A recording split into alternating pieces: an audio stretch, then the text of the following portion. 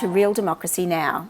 I'm Nivek Thompson, and Real Democracy Now is a podcast for people who think we can and should improve how democracy works. This podcast looks at democracy from different angles to help you think about how democracy might be improved. Thanks for joining me today to talk to three of the people who were involved in setting up and designing the Paris Citizens' Assembly. It's been a while since I've produced and released a podcast episode on Real Democracy Now, mainly because I've been focused on completing my PhD, and I'm still doing that. However, I really wanted to share more information about this particular initiative, so I did an interview about the process. I hope you enjoy it. Hello, everybody. My name is Anouch Toranian. I'm a deputy mayor of the city of Paris, and I'm in charge of the citizen participation, associative life, and public debate in Paris. Hello, I'm Yves Dejaeghere. I'm the executive director of the Federation for Innovation in Democracy Europe, and previously I worked with the Belgian G1000. I work on democratic innovation, and more specifically, deliberative democracy. Hello, I'm Claudia Chwalisz. I lead the area of work on innovative citizen participation at the OECD. We've been working specifically on deliberative democracy for the past few years. I was the lead author of a report that we published last year called Innovative Citizen Participation and New Democratic Institutions, Catching the Deliberative Wave. And we also do work on evaluation of these processes, and most recently have been looking more into how they are being institutionalized, which is why this example of what's going on in Paris is particularly interesting. Thank you so much. And I'm very excited to have the opportunity to talk to the three of you, because I know you've all been involved in putting together the Paris Citizens' Assembly. And I don't have a lot of individual questions, but I really just want to get a general sense of how did this assembly get started? What was the genesis? How has it been designed and institutionalized? Where it's up to? And what are the next steps in regard to its implementation? And then just your individual reflections on the process of development and the value of this initiative to Paris. So if we start with the genesis, how did this, I think people around the world are interested in the institutionalization of deliberative processes, but how did the institutionalization come to be happening in Paris? Maybe I begin with this question just to remind the global context of the creation of this assembly. So just to give you a global vision of what Paris did for several years, the city of Paris has been experimenting and developing new forms of citizen participation. We created various mechanisms. We wanted Parisians to be part of the policy making process, such as political agenda setting, for example. We implemented the participatory budget, so Parisians can choose the 5% of the investment budget, for example, and we try to improve public policies with the citizen recommendation. So we try to complement this mechanism with specific approaches to empowerment, such as, a citizen card of Paris, a citizen workshop with the Parisian, and try to also implement new forms of community in order to improve the democracy in action, such as the community of the volunteers of Paris. And more globally, the context in which this instance was launched is also very significant because, we are, our democracy is facing multiple tensions. We have an exponential increase of abstention here in France. We have a brutal radicalization of the public debate. The extremes are rising up in the public debate as well. And there is a kind of suspicion towards the public institution, and people don't want to vote as much as they did in the previous generation. But we also have in parallel a moment of emergence of citizens movement, and we want to this citizen wants to have a greater power to act, and this is why we wanted to create this specific assembly, because in Paris, we are convinced that there is some solutions, and we should experiment some new solution of democracy in Paris, and this is why we want to take our part to resolve this democratic nightmare, if I must say, because people don't want to vote anymore, and it's really a big problem here in France. And I also have to insist on the fact that this assembly was a request from the Parisians themselves. This assembly is also, and this is really important. This is an answer to a request from the Parisians themselves during what we call the first citizen deliberation. A deliberation in Paris is a kind of a law. They during the 2019 they created this first citizen deliberation, and in this deliberation they wanted to create this assembly of Parisians in order for this assembly to be in connection with the Council of Paris. And with this citizen assembly and with the participatory budget in 2014, we want to take a new step to restore the confidence of Parisians and their desire to get involved in public affairs. So this is just to give you a short insight of why we wanted to create this citizen assembly. And maybe the first answer is we had to answer to the request of the Parisians themselves. Look, that's really, really interesting, because I think one of the things that I've noted around the world in most sort of ad hoc deliberative processes is the lack of agenda setting,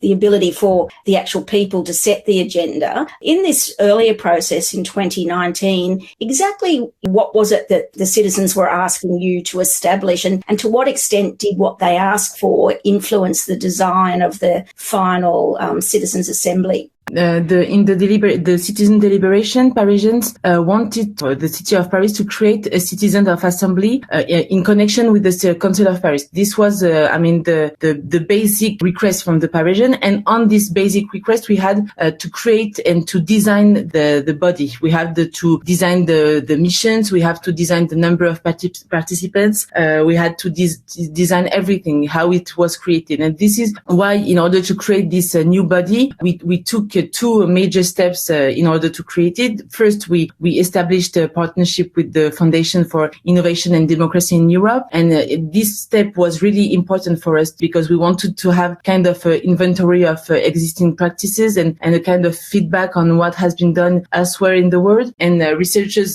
such as Claudia and Yves were with us in order to interview elected officials, a member of the administration, etc. And this is how they proposed a design for the body. This was the very first step. And then we also made some hearings of the political groups of the Paris Council with the FIDE. And this was also very crucial to get everyone on board in order to create this citizen assembly. And it was also a guarantee of legitimacy for the assembly. So the very first request was very simple. And then we had to create everything around this basic request. And this was in a context of, we had the movement of the Gilets jaunes in France, and in Paris we wanted to have a kind of a big debate with the Parisians, and this is how they expressed their will to create this assembly in order to strengthen the participatory democracy participation in Paris.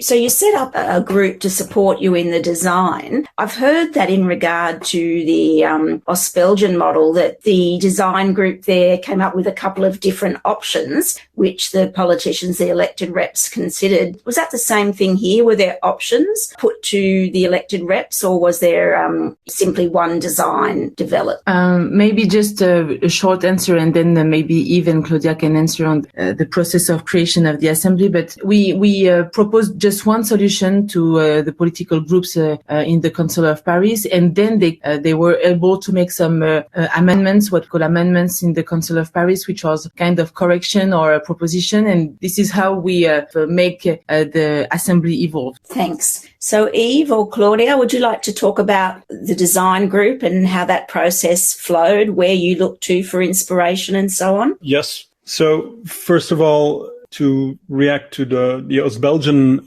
remark, is that there were a number of options, but they were more about the follow-up. The model itself was pretty much designed as a proposal in itself. It was more, how far do you take this in a political sense, clicking it to the parliament. So in this sense, the proposal we made for the city of Paris was also in dialogue. And so when we proposed something, it was pretty much not final proposal. There were a lot of things you could tweak with and adapt it to the context of the city of Paris. But it was a bit based on the best knowledge we had as experts, but also the hearings we had previously with the political groups, and then the meeting with the experts ourselves. Part of it is based on what we knew that worked in other places. And part of it was also based on the request of the city itself. So here we had a number of conditions, but also actually conditions in a positive sense where, for example, the question was, how could we fit in other things such as being what the Parisian city council called la voix, so give voice to citizens. So there were additional possibilities. So we tried to fit these in. And the first conversation we had with the city of Paris was even before FIDE existed. I was asked, after Ostbelgien was put in place, pretty quickly, the city of Paris contacted us. The predecessor of Anouch contacted me to get some information. So I think the city has always been very much trying to follow up what was happening in the participatory field. And so there's a kind of,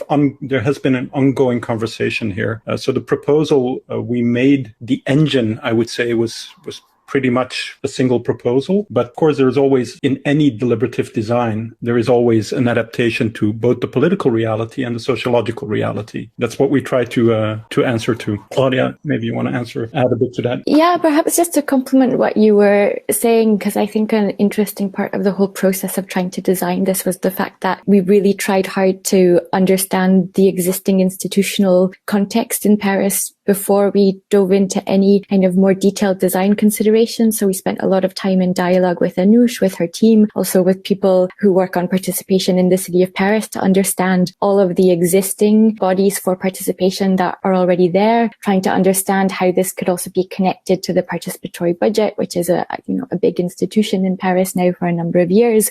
So even though we were coming also from a starting point of having a lot of general expertise about deliberative processes, and I mean, myself and Yves and some of the others there were also involved in designing the Ostbelgien model. We also were really conscious of trying to make something that was adapted to the context in Paris. And I think that worked really well because we could have that dialogue all the way through. And as Yves was saying, that the kind of final proposal that came up, that wasn't the first time kind of people were hearing about it. And it was very much in line with what we had heard and understood to be the contextual things to bear in mind as well. And how long did the design process take altogether to actually move from being asked by council to do some work to it actually being presented to council for endorsement? Maybe I can answer that. We began, I think, in May, if I'm not mistaken, but maybe even Claudia have a better agenda in their minds. But I think we began in May or June, and the deliberation was presented in the Council of Paris in October. Okay, that sounds great. So maybe even Claudia, you remember the first meeting we had? I mean, I think it was just before the summer, but I don't remember exactly. Yes, I think it was end of April, beginning of May. There was a general hearing. I think also there's a difference with the Ostbelgien model where we really started from a blank page. And so in this case, both the city had a number of elements on the table, as Claudia already said. How can we link this to the participatory budgeting, etc.? So there were a number of things on the table. And so we could start with a little bit more elements. So we got together in July, physically, in a meeting in the city of Paris, in a sort of COVID, in the lapse of the COVID restrictions. And so we spent a good day finishing up the design. And then in conversation with the team of Anouch, we refined it. And then finally, it was Anouch and her team who then took it to the political parties in a negotiation to find a final bill model that could have enough political support to be voted. So that's basically a bit the gist of those few months. And who would like to take responsibility for describing the model itself, the various elements, how the assembly is put together, how long it's going to last, those sort of things? I think the three of us can do it. Yeah, you can begin, Yves. Go for it. Okay, so the request, first of all, also from the citizens, was to have a sort of permanent Assemblée Citoyenne de Paris, a citizen assembly of Paris. So the core element in the request of the citizens themselves was to have some permanent body. And so using that as a central element, we took elements from what was already designed in Ostbelgien, but adapted it. And so there is a central permanent assembly. Members will be seating there for a year, and they have the possibility to extend that with 6 months. And so this Assemblée will have a number of tasks. It will be the closest connected to the political City Council of Paris. And it will, for example, have the possibility to ask questions d'actualité, so current affairs questions. But they will not do this only from their own inspiration. They will get inspiration from what comes from citizens themselves. So they have a function of kind of relaying that voice of Parisians into the City Council. A second element they can do is they can write deliberations. Deliberations, it's an interesting thing in French, in legal terms. Une délibération, a deliberation, is also a local bill in the City Council of Paris. So that can create some confusion if you use the word. So the fixed assembly will be able to actually write une délibération, a bill. And for this, it can inspire itself on ad hoc citizen jury that they can call. So this is a bit similar to what happens in Belgium. This permanent group can call another group of citizens drawn by lot to take some more time and investigate a certain topic, propose a number of recommendations. But the interesting part is it will be the fixed citizen group, the Assemblée, who can then write a deliberation that can go to the City Council. So this is a very interesting element. Another element that was given to this group is that it can launch what is called a mission of evaluation. So this is not a political evaluation as such, but more an evaluation of past policy. So this is a very interesting element where the city administration then will provide a report on a certain topic. And this can inspire them to launch a new citizen jury on this topic or inform them to launch a number of questions. So this evaluative part is very interesting and new, for example, and something that in Belgium is not present. This group will also set every year the participatory budget topic. So this is also a very interesting element where it links to another element of participation. And I think going forward, this will be an interesting question in general about institutionalization, is how you click not only to the political side of things, but also to other participatory elements of policy making that exist and how you do this. So this is a bit the core of how the model works. Claudia, maybe you want to add to that, or Anouch?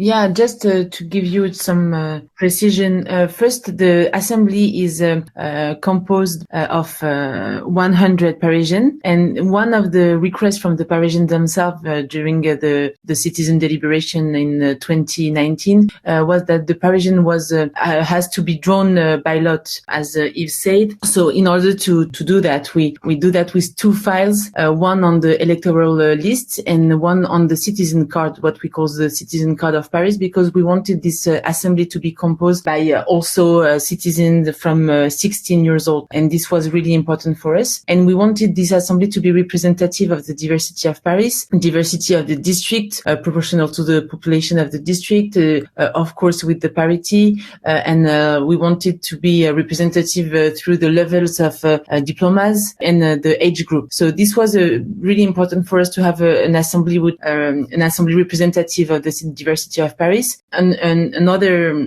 element really important for us was that the citizens should be compensated for the presence in the assembly. So when they are working in the assembly, they have to be compensated with the 44 euros per half day. And this was really important for us in order for them to stay in the assembly and not to, be members and not to come to the session of work during the day. And just to complete also what Yves said, the mission of the citizen in the citizen assembly are declined around the three pillars. The first is to ensure the citizen watch. Then they have the ability to decrypt and evaluate a project or a municipal policy. And then they can propose and influence the public decision. So this is the power to create a citizen deliberation, as Yves said. So we have this kind of three levels. First, they have to have a kind of citizen watch and to be able to be the ambassador of the Parisian diversity. Then they can work on a specific topics. They can hear the actors of the city, such as the mayor of the district, the deputy mayors, for example, the member of the administration and the expert. And then, as Yves said, they can create citizen juries. And then when they decrypt, evaluate a specific project, they can then propose and influence the public decision. And just to give you some precision as well, what we we call citizen deliberation, citizen motion, and current affair question, they are transmitted to the city of Paris, the Paris Council, without filter. This means that we as a member of the council, we cannot rephrase, we cannot correct the citizen motions or the citizen deliberation. And this is really, this was really important for us in order to not make the deliberation more strong and in order to not correct anything and make sure that the work of the Parisian is still as it was. Make sure that the motion is not corrected by the citizen elected officials. Yeah, that's so interesting. And when you took this proposal to the elected representatives on council, what was their sense? And in Australia, I know there's a lot of people say, well, weren't the councillors elected to do that? Was there a sense amongst any of the councillors themselves, despite the fact that this had come up from the citizens, that this was overtaking their job? Yeah, kind of. But maybe if you can, or Claudia, because you did the hearing of the political group in the Parisian Council, maybe give some insights of the hearings.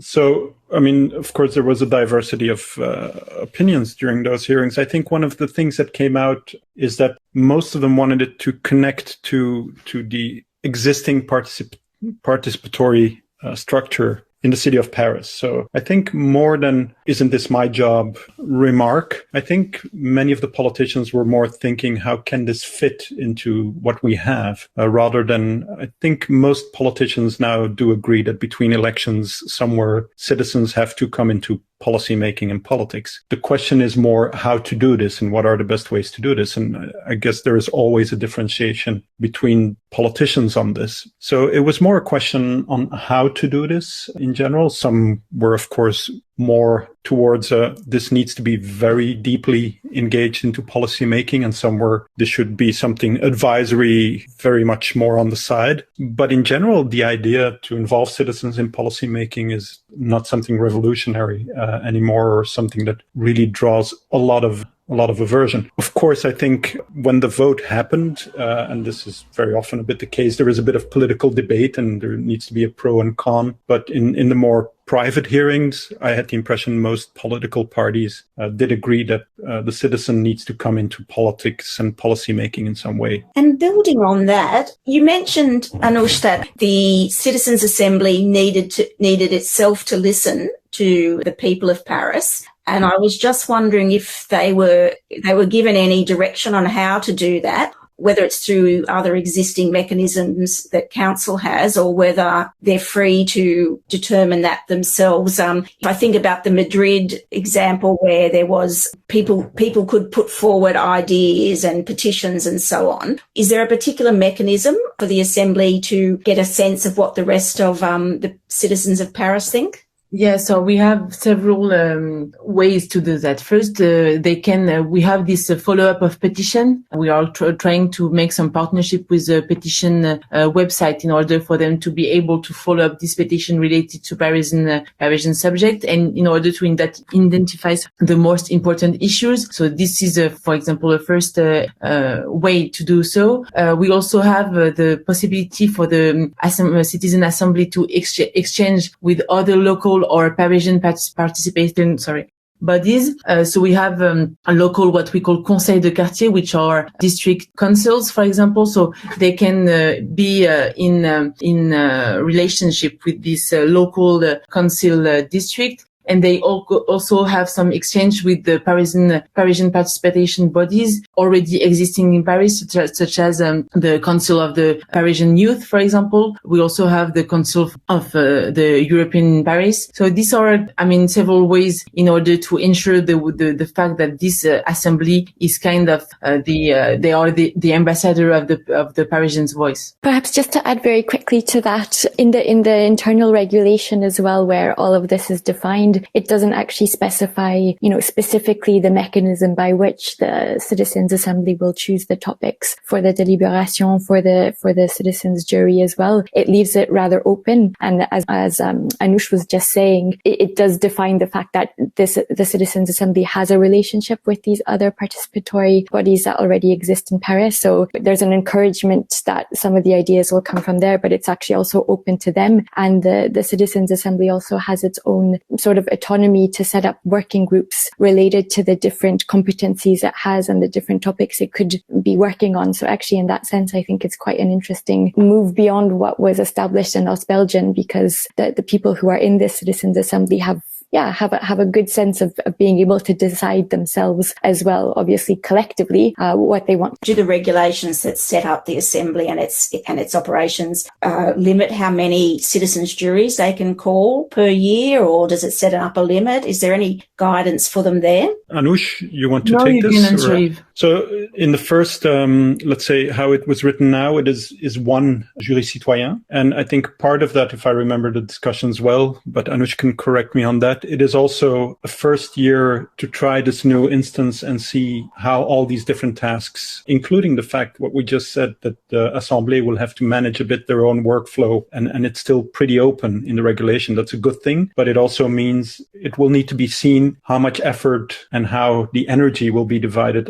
across all these different tasks. And so in the first instance, there will be one jury citoyen, and then maybe after evaluation, this can be changed. So in the first instance, it will be one a year. Yeah, absolutely. That leads quite nicely into my next question, which is, you've talked about a regulation.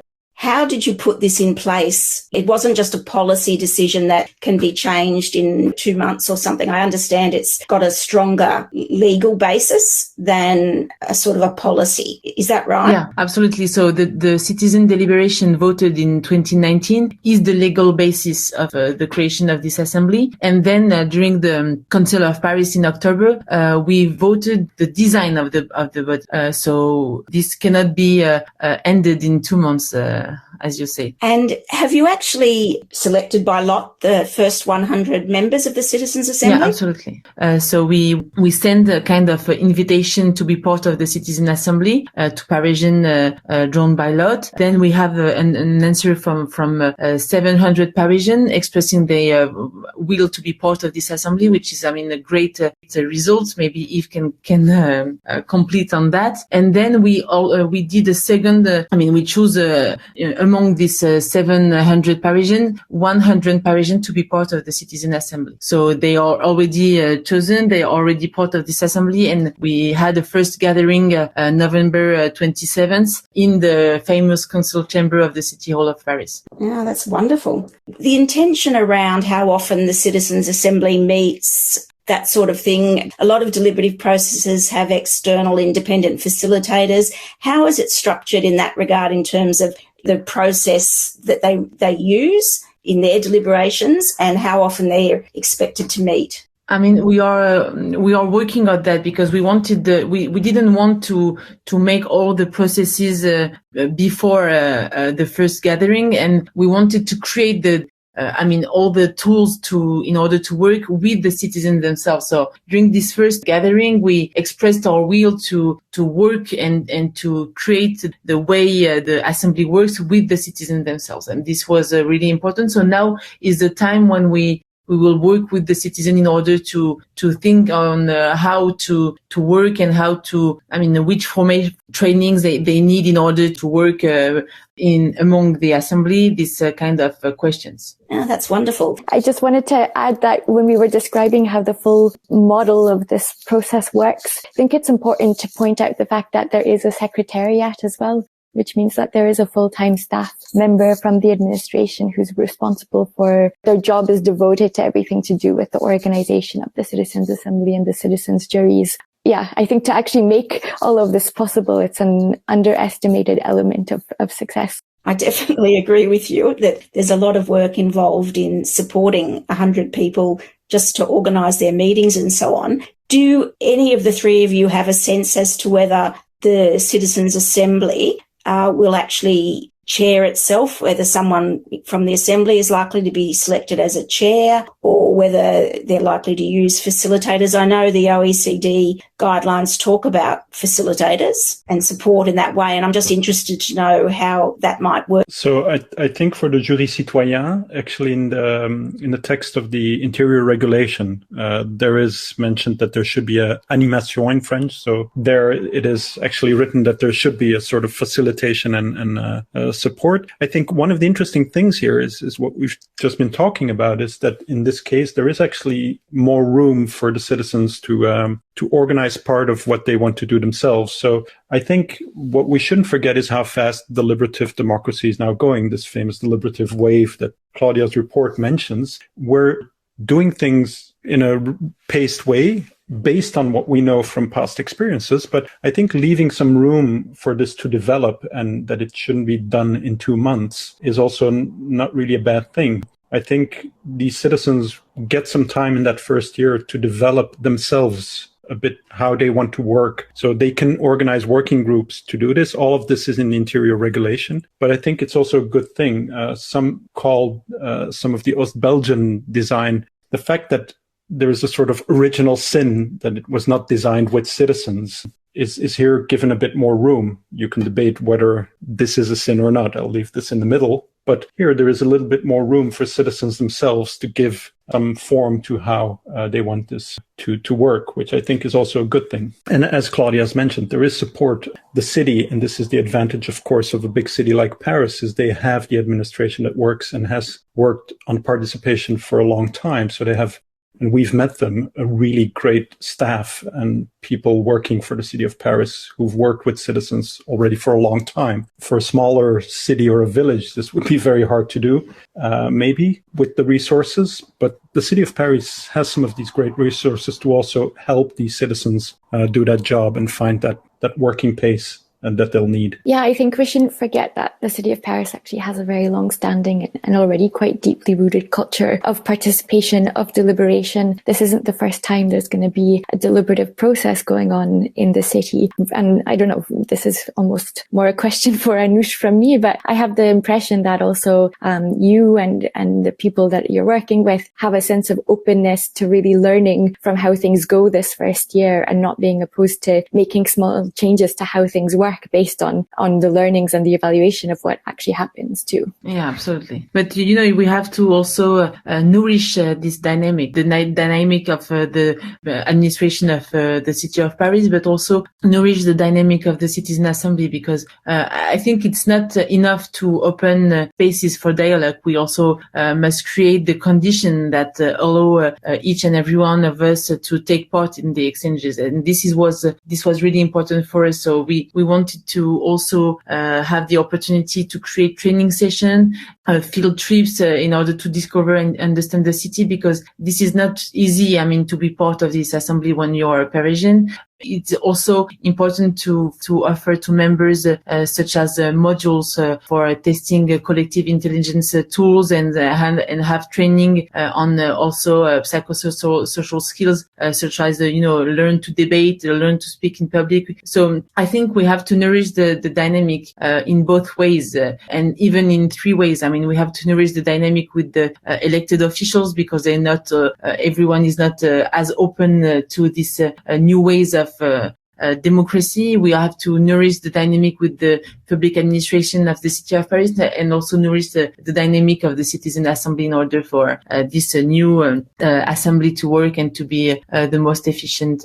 So it sounds very exciting. Is there a formal plan for evaluation? We've got this year period, and then there's the mention of the potential for another 6 months. Is there a plan for formal evaluation, or how are you going to approach determining what to do at the end of 12 to 18? At the end of the first mandate of the citizens, of the citizen assembly, we will make an evaluation with the citizens who are part of this assembly, with the administration, of course, of the city of Paris, and then see how we can make this assembly evolve. My final question, I'd like to sort of get each of you to respond, and that is based on where you come from and your experience either with council or across Europe, looking around the world, is what are your reflections on the process that was used to develop this, and your reflections or your sense of the value of this initiative, both to Paris and I guess to the world. Anouch, would you like to start? Yes, maybe just to say that I think this is a real innovation,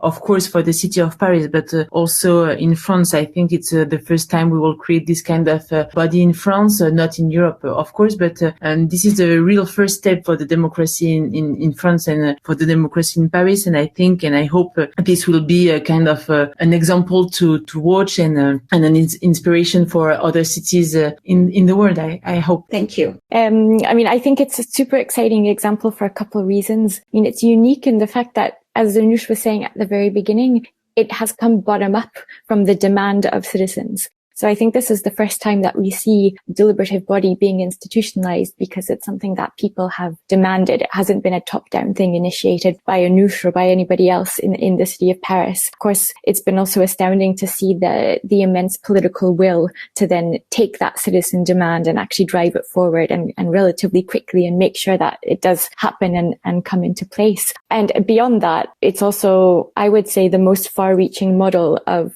institutionalized public deliberation that we have seen anywhere in terms of the competencies that have actually been given to everyday people living in Paris. So of course it's just beginning, so we don't have a lot to say about how it's working yet, but I'm confident that it's going to be a really good experience. And also living here in Paris myself, it's really cool to see this happening in the place that I am. Yes, I wish I was there. Yves? Yes, so I think I can just acknowledge what's just been said, the important element of the bottom-up part. Several times when you have deliberative processes, and we had one with the Council of Europe in Mostar recently, the last recommendation is this should be institutionalized. So very often a one-off citizen assembly will have as a recommendation, this needs to be institutionalized. And what Claudia just said, the fact that the city of Paris also had this, but then said, okay, we'll work with this and we'll try to make this happen, is a very important step. Second is that I think what is very in the run-up was very good and interesting is talking to all the different political fractions,